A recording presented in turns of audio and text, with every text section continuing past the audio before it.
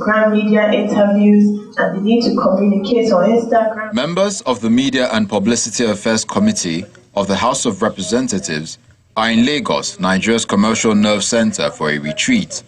To effectively communicate as a member of the House of Reps, you need to be able to communicate your own personal ideology, but maybe also you need to be able to have that difference in perspective and ideology put forward.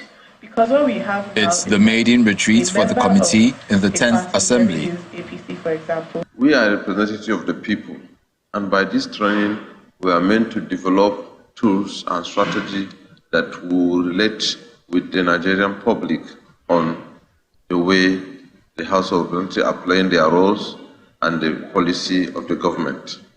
The essence of the convergence, which is in partnership with YIAGA Africa and the European Union, is to re-strategize the media and communication tools for the House, which is made up of more than 70% new members. You ask the average person, what's in these reps they do, sir? What's in this National Assembly they do, sir?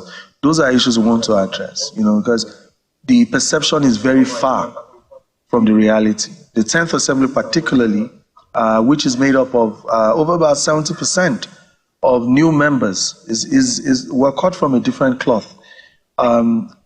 Even though we have different political parties represented, for the first time we have 8 parties in Parliament represented, yet we're unified on the simple premise that we want to make a difference. Participants are taken through different sessions, including the role of the new media and how to harness it for feedback purposes. If you look at the role of the legislature, they have 3 basic functions: lawmaking, oversight, and representation. So you cannot represent the people when you are not in touch with them. So we are out to see that the legislature has this feedback mechanism that will enable it to aggregate views of the people for the purpose of legislative functions. YIAGA Africa promises to make this summit a regular one for the overall purpose of bridging the communication gap between federal lawmakers and their constituents.